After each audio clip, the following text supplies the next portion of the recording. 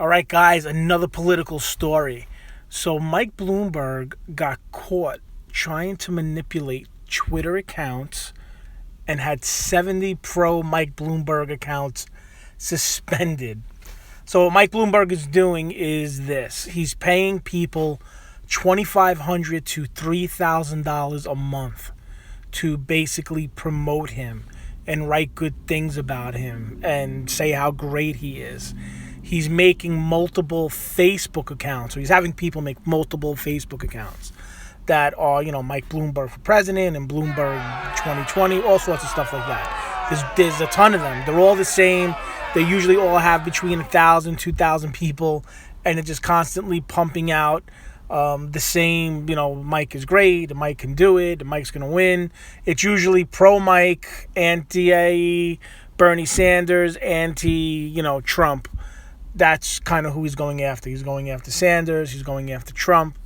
He is setting multiple Instagram accounts, and he is paying Instagram influencers. So he's setting up a bunch of Instagram accounts that he's just promoting that have like 20 followers. But in the interim, he's finding people that do have, a couple of million followers, a couple of thousand followers even, and he's paying them money to post pro Mike Bloomberg propaganda.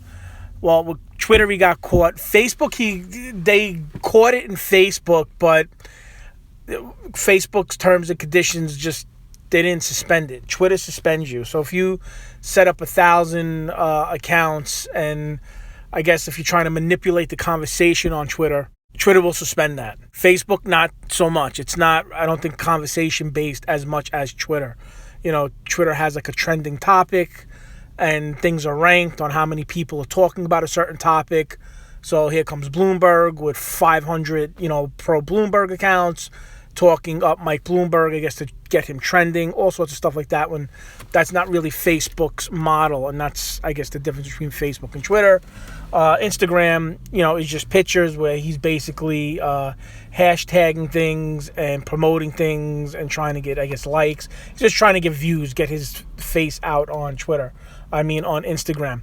Anyway, so he gets caught with Twitter, and he's kind of appealing it. Whoever he has working for him, his tech people are trying to talk to Twitter about this, whatever that means. So he's kind of buying everything and everyone.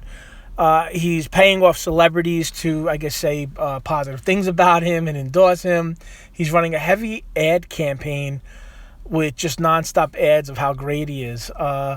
He's not really doing the traditional, town hall, meeting the people, greeting the people, one-on-one. He's just kind of relying on social media and advertising and, television, which is big, but he just doesn't have any personality.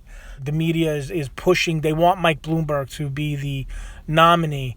And then you have Mike Bloomberg, who owns a media.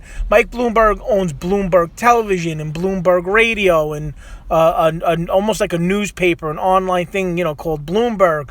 And he's writing negative. His newspaper is writing negative stories about the other candidates. Here's one about Bernie Sanders. He's going to slam Bernie Sanders in, his newspaper. And what happens is Bloomberg will have his newspaper do a negative story on whoever, Trump, Bernie Sanders, you name the person. And then other newspapers will then pick up that story, and they will, print it. Or they'll say, the Bloomberg said that, Trump is this and Bernie Sanders is that. And then what he'll do is he'll give these articles, these stories, or these, he'll basically go to his Twitter people, his Facebook people, and he'll tell them, to spread this link or push this link out. So he's setting all this up. I don't know exactly how that's going to play out, because he's just not connecting to the American people. He's not connecting to anyone.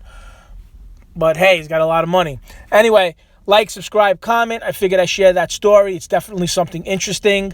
And that's it. I hope all is well, and we'll talk to you guys soon. All right. Bye-bye.